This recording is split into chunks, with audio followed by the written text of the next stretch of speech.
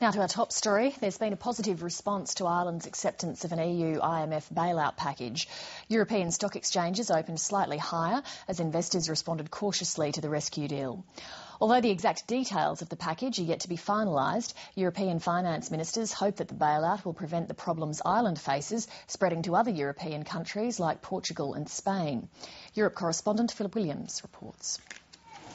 Reaction to the news was immediate and visceral. Like this protester, the nation is feeling run over by the crisis. Many blame the government. I can confirm that the government has today decided that Ireland apply for financial assistance to the European Union. It was the announcement the Prime Minister had consistently said was unwanted and not needed. But now the pressure of a nervous EU has worked. Tens of billions in bailouts for Irish banks, around $30 billion for the government. But there is a cost. Put simply, the government has to increase our taxes and reduce our spending to levels we can afford.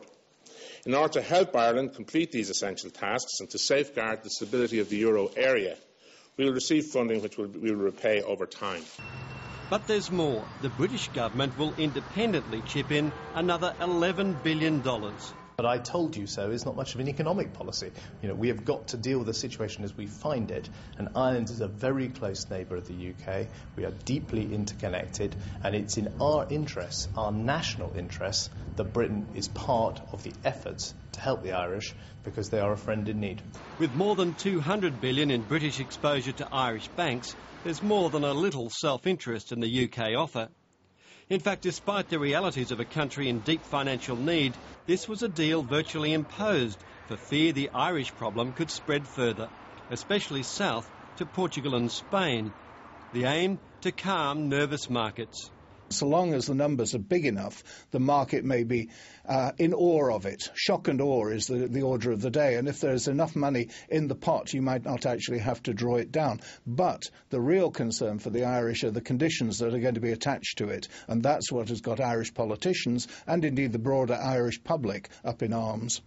Over the weekend at the NATO summit in Portugal, the issue of failing European economies was a hot topic. The Prime Minister, Julia Gillard, relieved not to be in that unhappy club.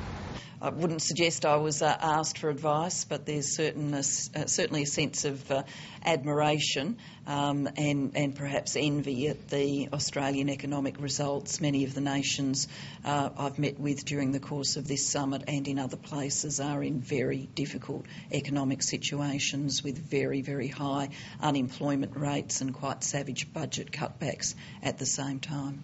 You'd have to be a supreme optimist to think this is the end of the crisis. And that begs the question, well, who's next? The Spanish and the Portuguese are waiting nervously. If they were to ask for a bailout, that could quickly drain remaining reserves. And then what? Philip Williams, Late Line.